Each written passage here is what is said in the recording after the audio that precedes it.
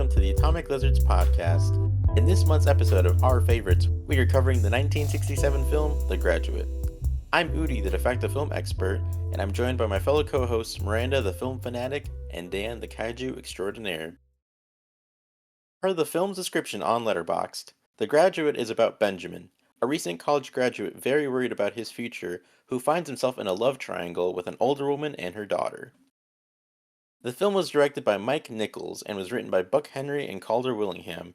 It was made on a reported budget of $3 million in 1960s money, which is around $28 million in today's money.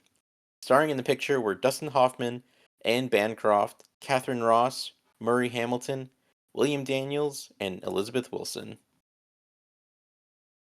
A couple of quick fun facts about The Graduate are: 1. In real life, there was only a 6-year age gap between Dustin Hoffman and Anne Bancroft, the actors who played Benjamin and Miss Robinson, respectively. They used makeup and specific lighting to make Anne appear older. And the second fun fact is that only the adults in the film have last names that are said in the movie.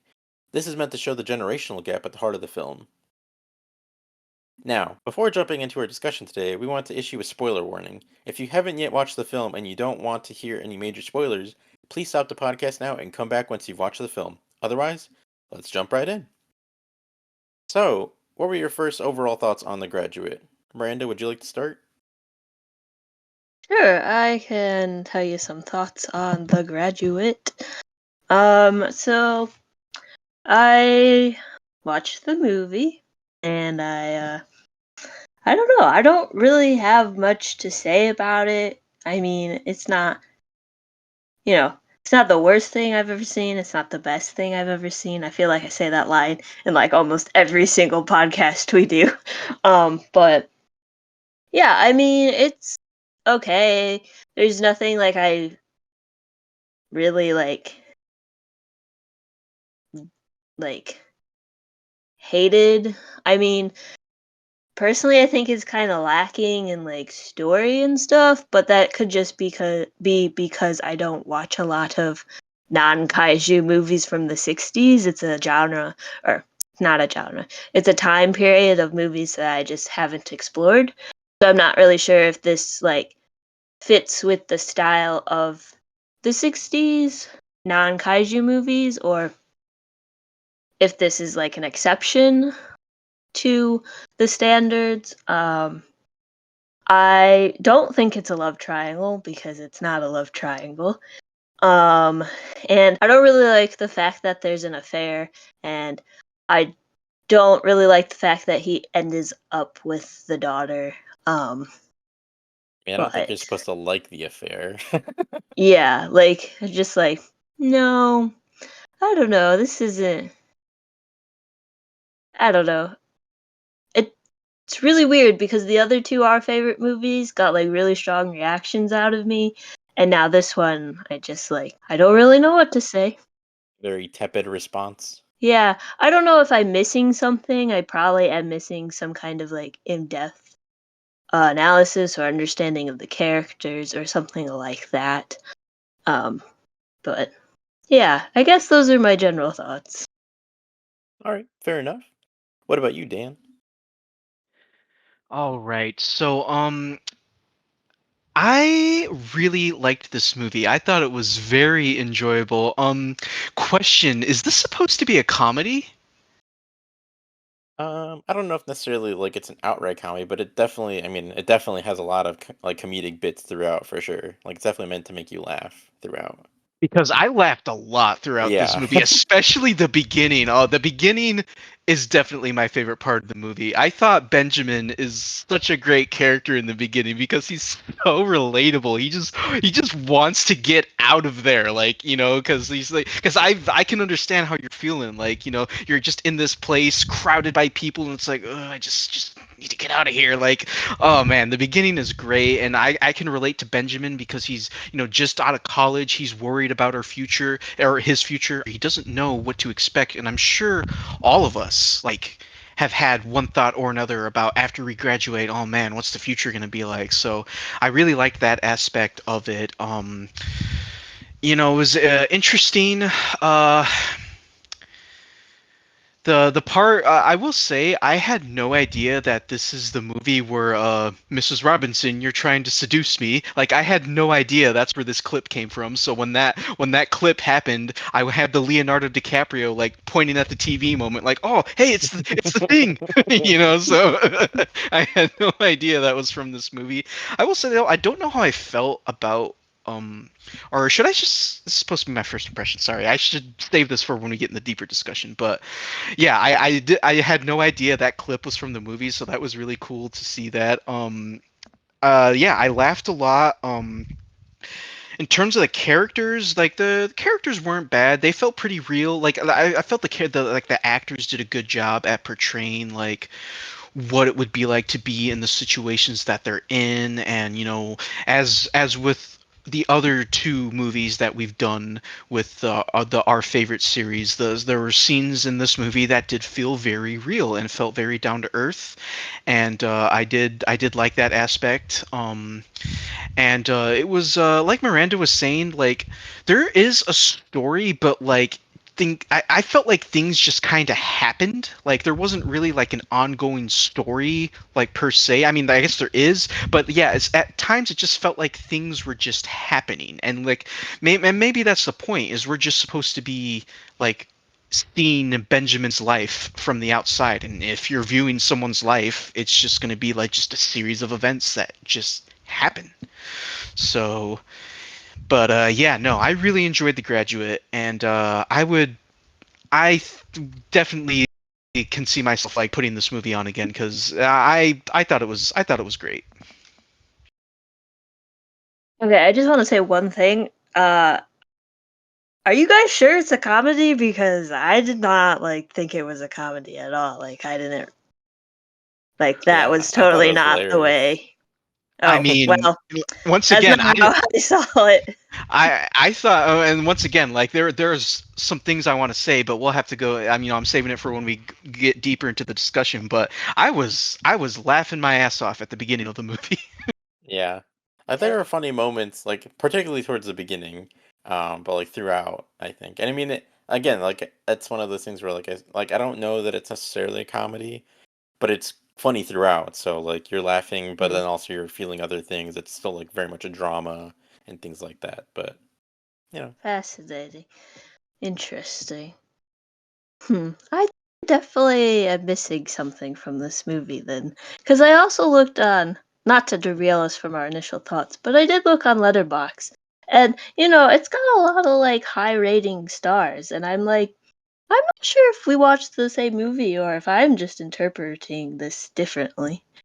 So, anyways, uh, sorry for derailing.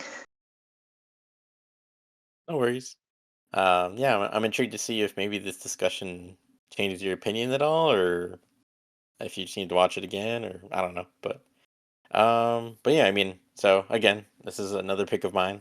So I love it. It's a classic, but it's a classic that it was from so long ago that I was like, I mean, I'm sure it'll be good. I'm sure it'll be well made, but I don't, I probably won't like connect to it that much. But ever since I first watched it, as Dan said, like the first time I watched it, I just remember I was just like laughing constantly at the beginning, especially like mostly towards the beginning. Obviously, towards the end, things kind of go off the rails a little bit. But like, it's not only just like Benjamin is just a very relatable character, at least like the core of the character, not necessarily the events that happen in the film, but like the core of like who the character starts at and or starts as, and like his reactions to things. So he's very relatable in that sense. He's relatable as like a recent college graduate who doesn't know what he wants to do with his life, who has no set path and is trying to figure it out. Um, and again, like he has very relatable reaction to things in some moments, like not to get too far ahead, but like meeting Mrs. Robinson for the first time at the motel, like his little reactions, his awkwardness, him not knowing what to say in certain situations, him saying the wrong thing in certain situations. Like he is just like a goofball. He's a silly, goofy guy. And again, I mean, this whole like the whole film deals with a bunch of uncomfortable incidents. At least not all of them necessarily, but like I don't know, either controversial or like uncomfortable or yada yada yada. But like So it's kind of interesting to see these characters react to these different situations or whatnot. Um, but yeah, so like watched it, loved it, laughed a lot, but I also just feel like, especially, and we'll get to the end, but there is still very much like an interesting through line here, um, that is what I feel like makes it stick with people and that makes people like it so much. But we'll get there later. So yeah, love it, would recommend it. So yeah, let's get into the discussion. So, in your guys' opinion, how has The Graduate aged in subject matter? Um, in for like me particularly, I mean specifically like how Ben is, like how he feels post grad, like his sort of anxieties about his future and stuff like that. But also, I mean, feel free to take it any way you want, because there's a lot of different subject matter here to talk about. So, yeah. So whichever one of you wants to start. Yeah. So, in terms of how Ben feels post grad, once again, like I think that's aged gracefully because especially now, like even just going to school and getting a degree doesn't really guarantee anything. And if you're someone like me, you went to school, got a degree, and don't even want to do what you got your degree in anymore. So it's like, well, crap, I was relying on this for my future. Now what am I going to do? What's my future going to be like now? So, I do think that has aged very well because once again, just people today are still dealing with the issues and concerns that Ben was feeling in a movie made in the 60s, you know? So I do feel that has aged very well. So that's how I feel regarding that aspect, at least. What about you, Miranda? Do you also agree that, um, like his feelings post grad and whatnot still feel pretty relatable to today? I mean, yeah, I guess so. Like, he got out of school and he just wants to, like, sit around and do nothing because he doesn't know what he wants to do.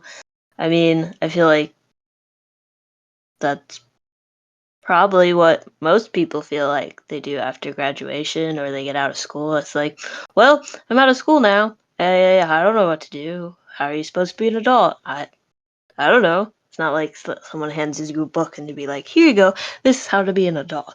You kind of just gotta figure it out. And I guess maybe that's what this movie is, him just trying to figure out what life is, I guess.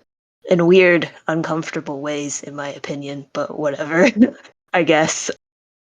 I also want to add on because we talked it because like Miranda mentioned how like Ben just like sat around and do nothing. Like how often does that happen to people where it's like, okay, you got done with school, now what? You know, you just sit around for weeks on end and just because you don't know what you want to do, and then like nothing ever really happens because you're just unsure, and like you end up just sitting around for like weeks. Like yeah, that happens to a lot of people, especially me. I'm talking from experience here. Yeah. Yeah. I mean, I think some of it could be like depression related too. Oh He's yeah. just like somewhere and like I don't really know how to say my thoughts here, but I feel like maybe he depressed. Although I don't know if they show that or anything, but that could be a reason.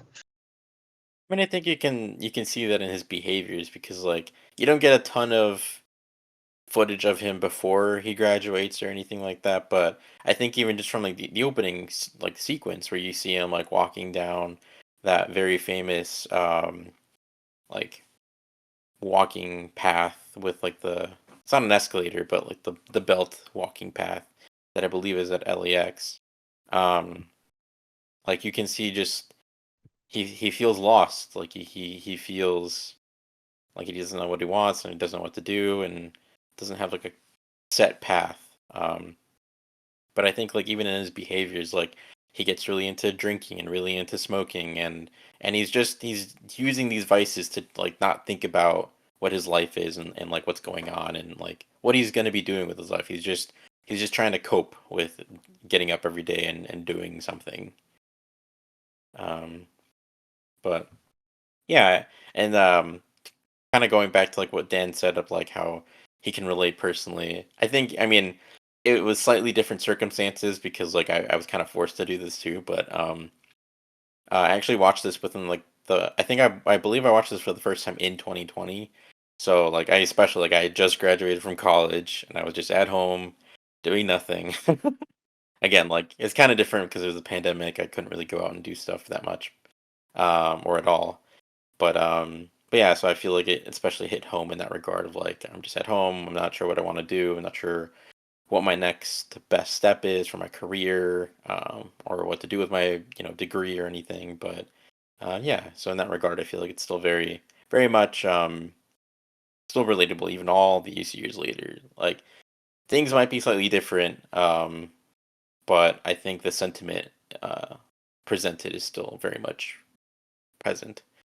Um, was there anything else subject matter wise in the movie that you guys specifically wanted to discuss, or can we move on to the Yeah, I next? was gonna say most of the points that I talk about, I think you already have like discussions highlighted for. So Okay. All right. So yeah, let's move forward then. How do you guys feel about the situation between Mrs. Robinson and Ben? Um, I guess I'll just leave it like that. I could explain a bit more, but I'll just leave it like that. How do you guys feel about it? okay, so first of all, I want to go into so this is why I loved the beginning of the movie because once again, like Ben is just like you're saying, he's a big goofball. Like the beginning of the movie, he just wants to get out of here, and just the way who plays Ben? Is it Dustin Hoffman. the way Dustin Hoffman like acts in some of these scenes. So we're talking about the situation between Mrs. Robinson and Ben. Like one of the funniest parts I remember is yeah, obviously Mrs. Robinson wants to sleep with Ben, but like Ben is just like at first he doesn't realize it, you know? And then another thing is I want to comment on that part where he has to drive her home and then she's like, come on, come walk me inside or whatever. And then like seriously, I was getting annoyed by Mrs. Robinson because like Ben is bringing up some very good points, and I remember thinking, you know what? If it were me, I would just leave. Like seriously, like I would just leave at that point. Like you're being very annoying. But anyway, besides that, so yeah, it gets to this part where Ben has to bring her purse up to her because she's in the bathroom or whatever, and then so he brings the purse up to her room, and then she comes in the room, like locks the door, and she's completely naked. And Ben's reaction, he's like, "Oh God."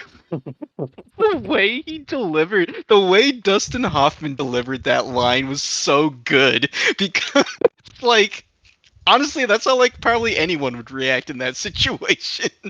Like, It's like yeah, like how do you react to that happening? yeah, but just the way he said like, "Oh God," like the way he said it was just so good, man. It was I love that's what I'm saying. Like Dustin Hoffman's portrayal of Benjamin is just it's great. It's great in this movie.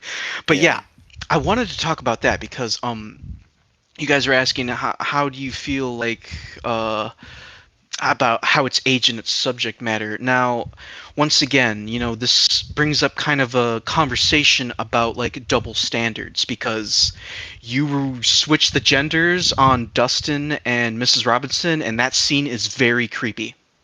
oh Like, yeah, I mean, it is creepy it, this it is way still too. creepy. Yeah, exactly, and that's the thing is there are going to be so many people that are going to look at this and not see it as very creepy, but they should. This should yeah, be a very creepy thing, and like most people aren't going to see that, and there's just a big double standard there, and I wish there wasn't, honestly. I will say I'm glad because when obviously we know that Benjamin graduated, but at first I wasn't sure what he graduated in, if it was high school or if it was college. And I remember when we got to that Mrs. Robinson scene, I was like, I really hope it's college and not high school because if he yeah, just graduated high school, oh, yeah. Thankfully, it was college. yeah, Thankfully, they had thankfully it was the foresight college. to know that it was college or to Yeah, make it college. But exactly. Yeah. But yeah, man, I think that the whole situation between Mrs. Robinson and Ben is should be viewed as creepy because it is. It's creepy. Like you don't just do that to someone. yeah, That's just wrong if you ask me, and I don't care how beautiful the woman portrayed on screen is. It's still wrong. Like you don't do that to someone. yeah. Like you think about like Ben's reactions, like the whole time that this whole sequence is happening, it's like the whole time he can like she's playing with him because like he's picking up on like, oh, I think she's hitting on me. Like I'm not, I'm not trying to, like, she's married. Like I've known her she's known me all my life. Like she's watched me growing up. Like no, it's uncomfortable. I don't want to be here. Um, and like they kind of talk, and like he says like, oh yeah, like I've liked you like growing up. Like you've been cool, yada yada yada. But like you can feel his discomfort throughout, and so like he can tell that he's not comfortable with what's happening, but she's still pushing forward with like trying to get this to happen and whatnot. So either way, no matter what, it's still inappropriate. It's still creepy. Um, but yeah, I want to ask you guys a question because, like, when that scene happens, like, there's like quick flashes. And now I don't know if there was something wrong with my stream of where no, I was streaming it, but yeah, there's like quick flashes of like Mrs. Robinson's body that happened for like a split second. yeah, Like, how did you guys feel about that? I thought it was interesting because I viewed it as like, whenever you see something shocking, you like look at it for like a second or so before looking away. Is that what they were trying to convey there? yeah. I mean, I definitely think it's like him, like it's a POV shot of like him like looking, but then like looking away, like trying not to look. Like, yeah, it's just like one of those things. Like you look at something that because it's like it's in a way it's like an intriguing thing to look at, but you're like, no, I don't want to look. Like I'm not trying to see.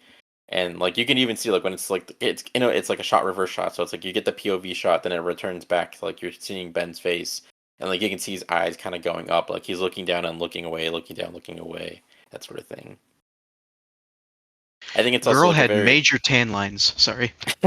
I mean, makes sense, but um, yeah, I think it was a very interesting way to not only kind of portray that like through camera work, but also a more tasteful solution as opposed to what I feel like would more traditionally happen in like a more basic or lesser film of like if you just did like a slow pan from like the feet up or something or head down.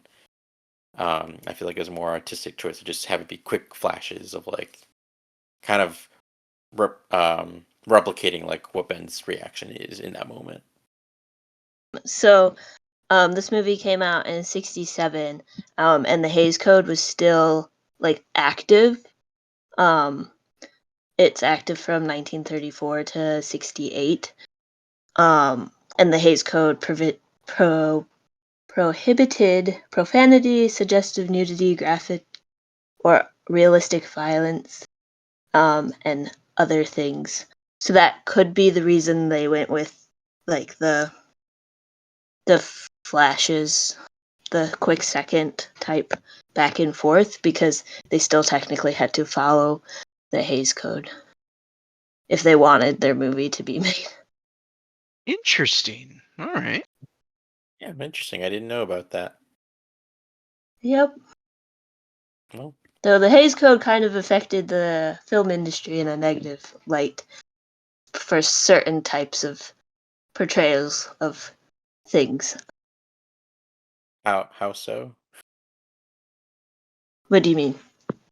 You said it affected certain like movies in certain Oh, ways. well, I'm not very well researched on this, but it was just self-censorship, so like they just were doing all kinds of weird stuff. I'm not very well versed in this. I just know that I've seen some stuff online, but like because of the Hays Code, um, like LGBTQIA plus characters and stuff they weren't they were I don't know how to phrase this, but um just like it kind of affect like that and like how they treated like minority characters too. That's what I've like heard on the internet. So it's just censoring anything they didn't like. They were like, nah, you can't have a man and a woman in a bed together. Sorry. Nope. Can't do that. Can't show toilets, such as other stuff. Um, She can't show Yeah. toilets. Yeah, that's why, like, yeah, it was all kinds of weird stuff. Like, it's interesting. And again, I don't know much about it. I just know that there was an effect on the film industry. Hmm. Interesting. And I Well, think it's seen more in a negative light than a positive light. I mean, yeah, I think that, yeah, it's probably wasn't a good thing, or I don't know. I feel like, at least in my personal opinion, and obviously this is a complete different time period too, so things were different. But I think any censoring, any undue censoring for a film or a project of any kind is, um, it conflicts with the creative process depending on the project, and I feel like it's unnecessary. Obviously, we don't Hmm. need gratuitousness either, but there's a Hmm. fine line where art is created, and creators should have a freedom to do whatever they think their vision is. So, regardless of Yeah. any other, again, like we're not really well versed on this, so like I think it could be a terrible thing we don't know about. So just, but it probably wasn't a great thing. But Yeah. that put aside, going back to what we were talking about before, how did you guys feel about how the situation between Mrs. Robinson and Ben ended? I felt like Ben was getting the short end of the stick there at the end because it just everybody was against him, and it just felt so unfair for him because like I I really disliked Mrs. Robinson by the end of the movie. Like I did not like her at all because what she was doing to like Ben just was just unfair. And then like did they ever explain why she didn't want him with her daughter? Is it because she loved him? Is that what they were implying there? I don't No, know if it was that. I felt no. like she felt like, I don't know. Well, one, it's just weird and uncomfortable. Yeah, And well, I just like why I just want to know why she just wanted him nowhere near her daughter. maybe it made her think about the actual situation and she felt shame for it. I don't know. Something like that. I think the Like, bigger thing was that she wanted more for her daughter. Like she felt like, I mean, she got pregnant by accident, and then she got forced to be in this marriage, this, I guess, seemingly like loveless marriage. Um, and like the greatest thing that she's done in her life is raise her daughter, and she thinks the world of her daughter. So she wanted her daughter to have someone better than Ben. See, that's just a real, that's why I don't like Mrs. Robinson near the end. But I mean, yeah. I never liked her, so Yeah. So I, I was very satisfied with how the movie ended, and I wasn't. yeah, well, just because of the way, well, because I don't want to get too much into the ending because Yeah, we'll get there. We'll because get we're gonna there. talk about it, Yeah, but I have some thoughts on the ending. just the way it, stuck it to them. But I'll explain more when we talk about the ending. But yeah, in terms of how the situation ended between Mrs. Robinson and Ben, once again, I just feel like Ben was the one that got the worst out of it, and I don't feel like he deserved it personally. I would go so far as to say that I think, I'm blanking. Oh, Elaine. I would go so far as to say that Elaine got the worst end of the stick. No, Like, I just mean between Mhm. him and Mrs. Robinson, because you're okay. asking how the situation ended between those two. So between him and Mrs. Robinson, I feel like Ben was the one that suffered the most between the two. I guess like we can involve Elaine too, because she's very much involved too. So I don't Fine, know. all right. I don't know if this changes any of your thoughts of anything, um, but yeah. So you agree, but yeah, I feel like Elaine definitely got the worst end of the stick in the situation with her mom and Ben, because she comes back from school, and it's probably the same thing where like Ben kept, like his parents kept telling him like, oh, you should go out with Elaine, you should go out with Elaine, and he was like, yeah, I don't know, maybe. Um, and I know maybe she was also being told the same thing, at least by her dad. We're like, oh, you should go with Ben. You should go with Ben. He's a great guy. You should go with Ben. And so she gets back from school, and then like they finally go out after like all this time of being told like, oh, we should go out with each other.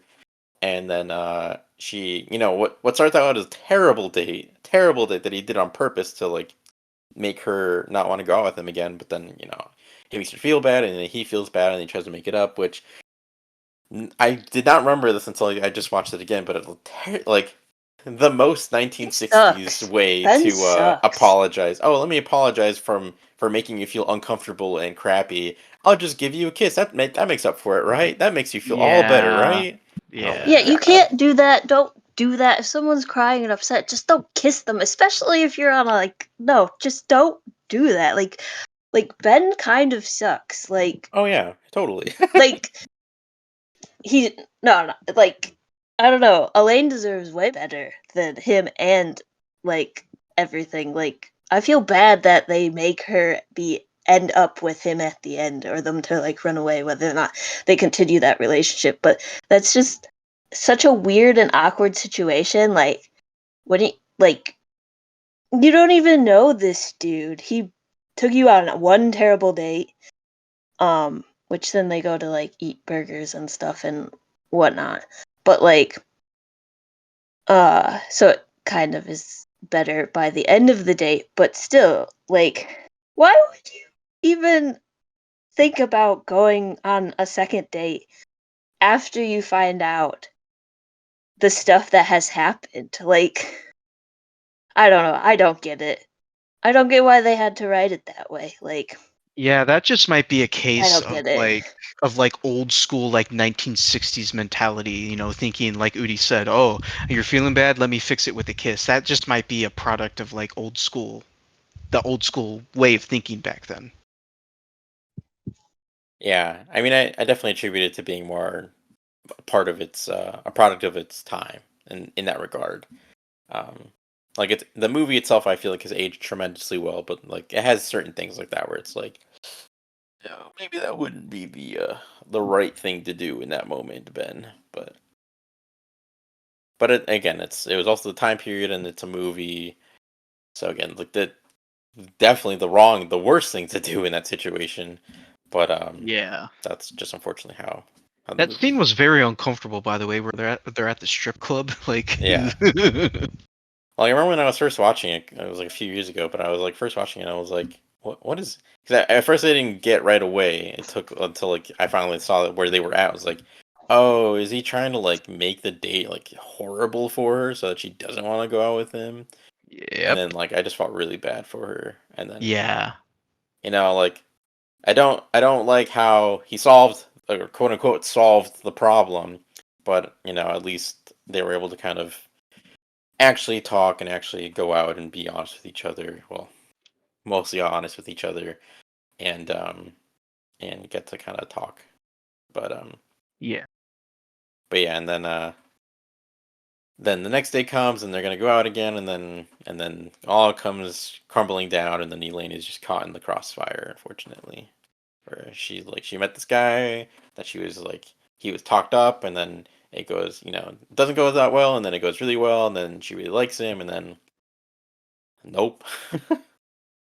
And then he goes to stalk her for several months while she's at Which is school. also not great. Don't stalk people. Like, come on, dude. Get over it. You're 21. Sure, you're depressed. You don't know what you're doing with your life, but get over it. She doesn't want to date you. Move on.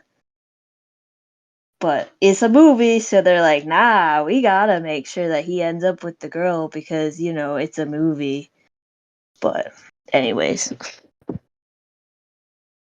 Yeah. So before we get to the ending, did you guys have a favorite sequence, a scene, a shot, a moment, or a quote Beginning of from the anywhere movie. in the movie? Beginning of like just the The whole beginning of beginning, the movie. yeah, just the whole beginning of the movie is probably my favorite sequence because once again, I just love like how like awkward Ben is and like he clearly wants to leave that party because like just everyone's around him and he's like, oh, just get me out of here. Like just the beginning of the movie, without a doubt, my favorite sequence. I laughed a lot. I think my favorite thing is the sad clown painting in the hallway by the staircase. The sad clown. What? There was a sad clown. There's a Clown sad painting? clown painting, and they're very boring, white, boring, rich person, boring house. I hate. I really disliked the set designs for this, and I don't know if it was on purpose, but like add color to your house. Like, why is your entire house white? Like, come on. Whatever. You're rich. You can afford color. I'm sorry, but like, I don't know. That could be Ben, a sad clown in a rich person's house.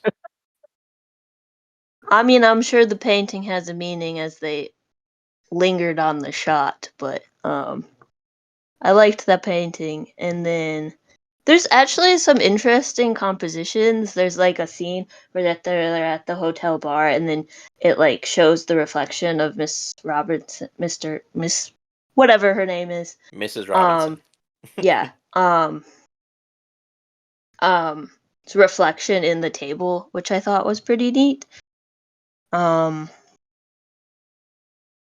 So there's some interesting stuff going on, like composition, filmmaking wise, throughout the whole thing. Big agree.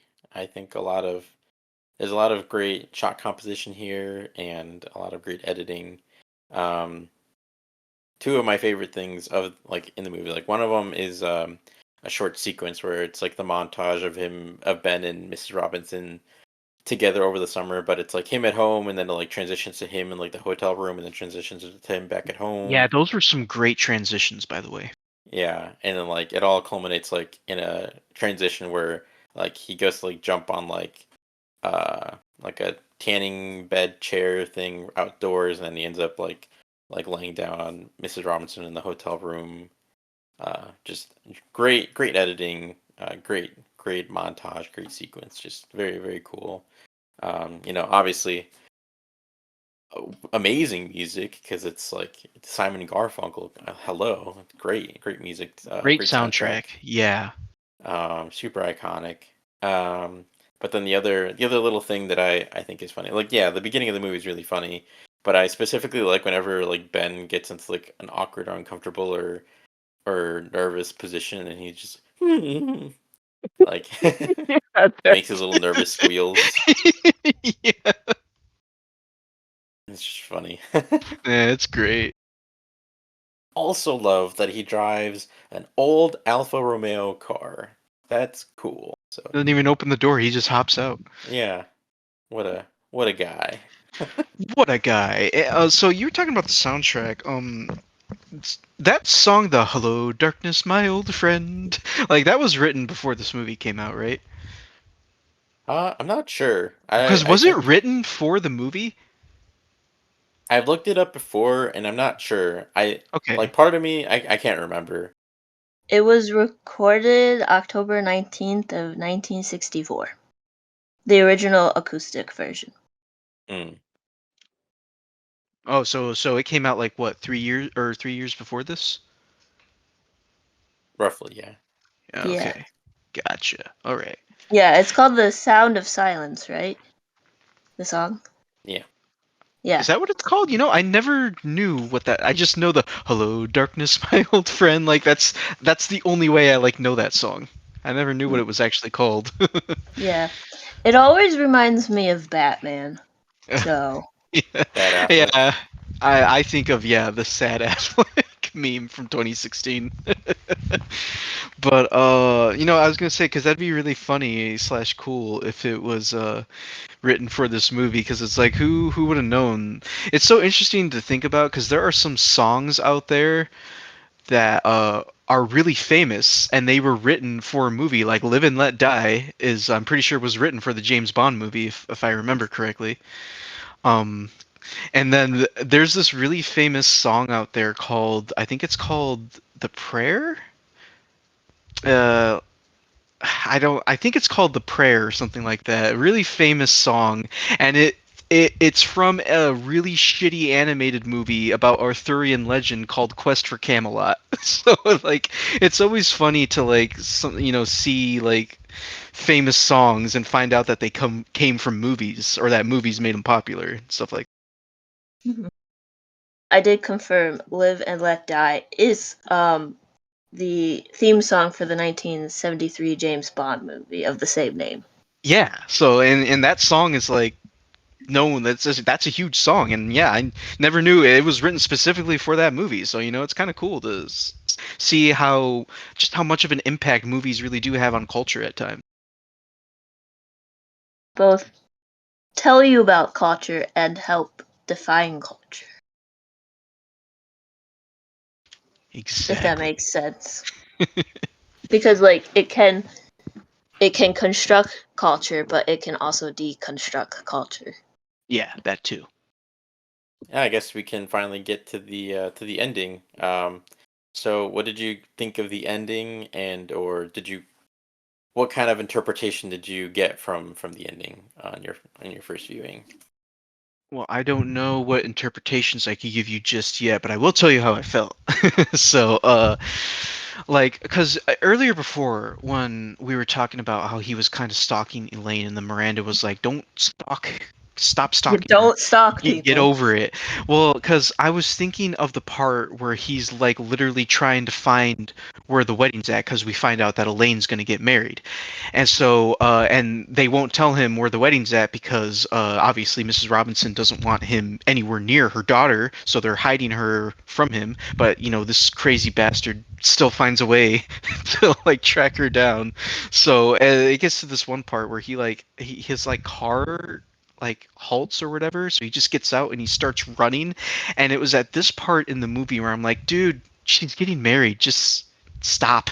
Like, just stop. Like I agree with what you were saying earlier, Miranda. Like just move on at this point. Like that's what I was kind Like, of like feeling at that part. I mean, like, I don't know. I it's just like, okay, I get you're in the situation and you liked the girl, but she already agreed to marry this other guy that she has been dating. And like, it's not even like, I mean, at the time they're forcing her to marry him right then and there, which is not great. Like, very not great.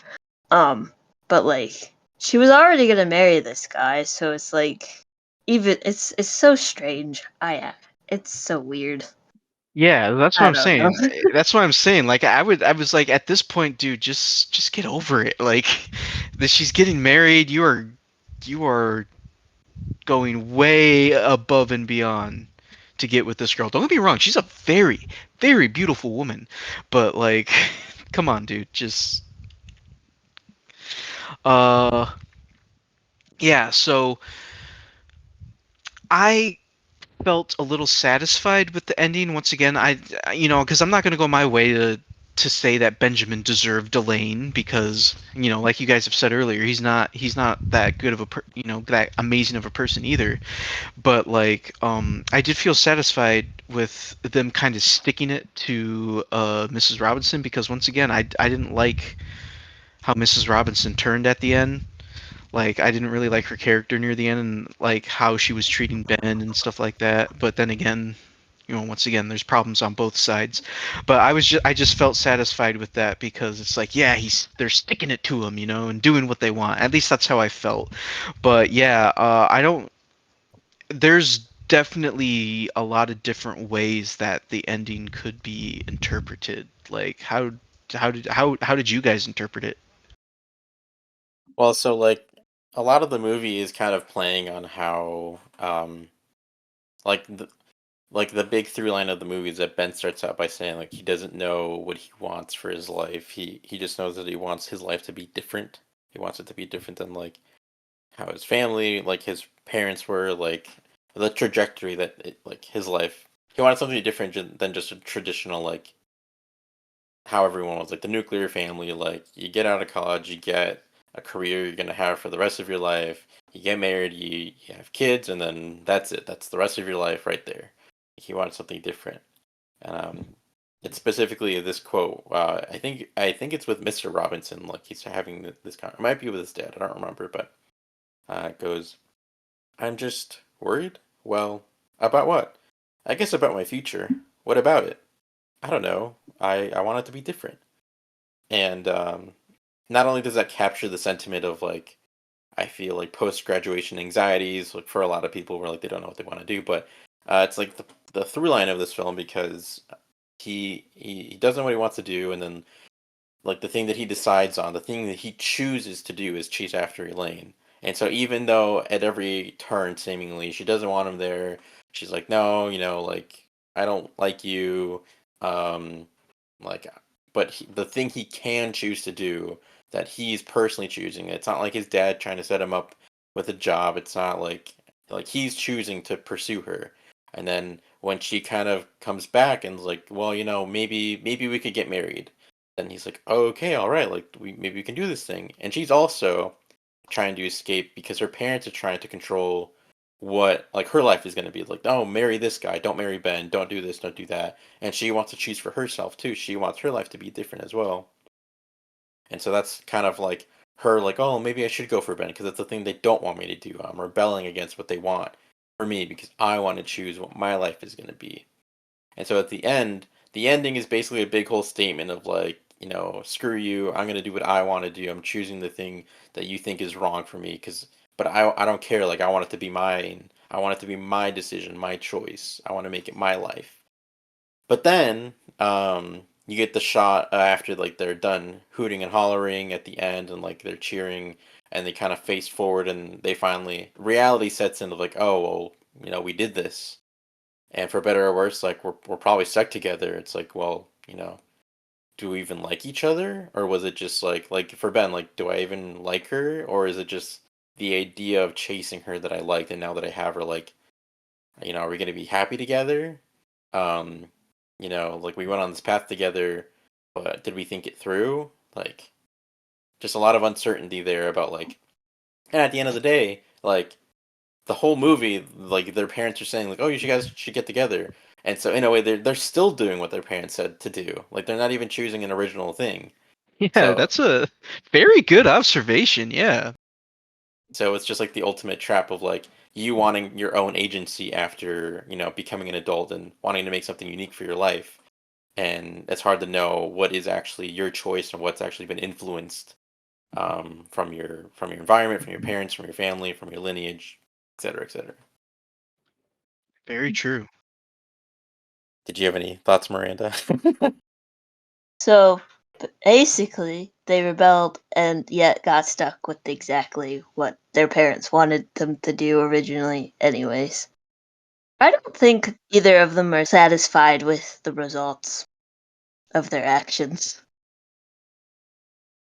Like, um, because they get on the bus or whatever and they're sitting there, right? And Ben just stares out into the distance and Elaine like looks at him and he doesn't react or anything. So I think like it didn't solve any of his issues. Like I don't know. I also kind of feel like there's some manic pixie dream girl nonsense going on in this too before that was even a thing that was termed or coined or whatever. But yeah, I don't know. I think yeah, I don't think either of them are satisfied with the ending that they have picked for themselves. Well, it could be a beginning, but the ending of the movie of what we see. Yeah, I just want to say that's a really cool observation because, like, that's something I didn't even really think about at the film's ending. Like, just seeing them kind of sit back and then seeing the expressions on their face change, and then having the observation of, oh, like, did they do the right thing? Were they acting because, like what Udi said, were they acting because were they doing this because they want to, or were they doing this because they were chasing a high? Like that's such a cool observation. Like I never would have thought about that. And another element to add to that is I don't remember if it's as they're getting on the bus right after they sit down or after they're getting done hollering. I don't remember the exact position of this specific shot. I think it's after their faces kind of like normalize and they're done hooting and hollering and like they look forward. There's like a reverse shot of the all the people on the bus that they're on looking at them, and it's like a POV shot, and it's all older people.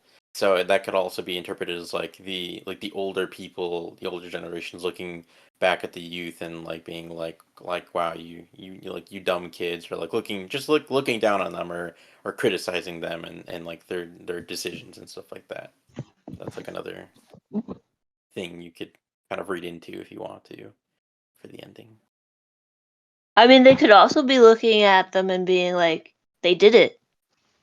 They did something different. They were, because like she's in a wedding dress and he's like in a just normal clothes. So like it could also be that. It'd be like, oh, these kids actually broke the cycle, or whatever would be the best way to describe that too. Yeah, it could Yeah. be. Yeah. From what I remember, the faces were more solemn, but it could be. Again, this is all open to interpretation.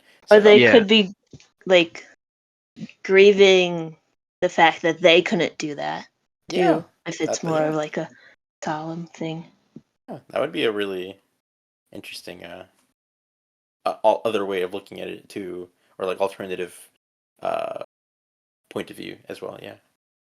They could also be looking at them because Elaine is in a wedding dress and people normally don't wear wedding dresses on buses. That's true. Just married. Hey, why isn't he wearing a Yeah. tux? Do you guys have any other thoughts on the ending or the film as a whole? Oh, at one point he says that he thinks his whole life is like a waste. Like, which, like, he's 21. Like, I'm sorry. You have your entire life to look forward to. Like, and maybe this is because, he is depressed and he doesn't think there's a way for his future to be different. But I just thought that line was interesting. He's also I don't. young. Hmm. He's also young. I mean, when you're that age, you're not think like you don't have the perspective of like you're older and you're looking back and you're like, oh, I have so much time. Like it feels dramatic because you're young and everything is super dramatic all the Yeah. time. I mean, I guess so. I mean, I guess life as a 20-something-year-old can be dramatic. Or maybe my life's just kind of boring, but I don't know. I mean, I was pretty dramatic when I was like 20, so I can confirm. I don't know, maybe the growth from being an early 20-something-year-old to a mid 20-something-year-old has changed my perspective of life. Or something deep and dramatic like that. I just thought that line was interesting, so continue. All right, cool. Yeah. So moving on to ratings. What would you rate the movie, Miranda? Probably like a 2.5 out of 5.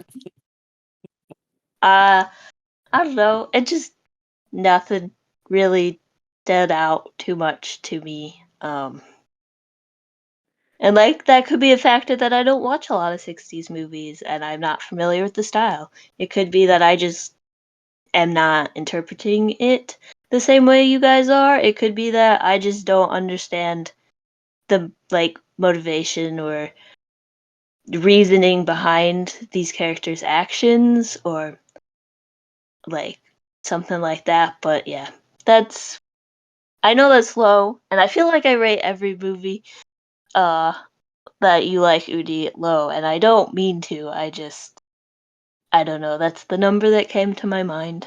Come on, it's at least a 3. I like other movies better though, so I don't know. I don't. It's just a medium film. So like, if a medium I equals a get it. 3, it can be a 3. I mean, I rate my movies on like Uh, good, you, you, medium, and bad. you, So you don't gotta explain it. I get it. I get it. I'm sure your ratings will bump up the score, and it probably be like a 3.5 or a 4 average, anyways. All right. What about you, Dan? What are you rating The Graduate? All right, so I'm gonna go with a 4 out of 5. I really enjoyed this movie. Like I said, I laughed a lot, and it had some really good like lessons about life and moments to learn from. So I really enjoyed this. 4 out of 5. Watch it if you ever get the chance. All right. And well, it's my pick, and it's a classic. So, you know, it's a very interesting movie. It's a very weird movie. Deals with a lot of interesting subject matter. But I think between the the through line, the thematic content, um, the ending, which is so iconic to this film, the performances, the music, the cinematography, um, the editing, just again, like I feel like the movie is aged incredibly well for being from 1967, and yeah, so five out of five for me. So that means the grand total for the Atomic Lizards podcast is a 3.83 or a 4 out of 5. See, I was right. I told you it was gonna be But it around a could be 4. higher. Yeah, but I think 4 is an okay rating for this movie. I don't think it's a 5, but that's my opinion. So, obviously, I'm not very jazzed about this movie.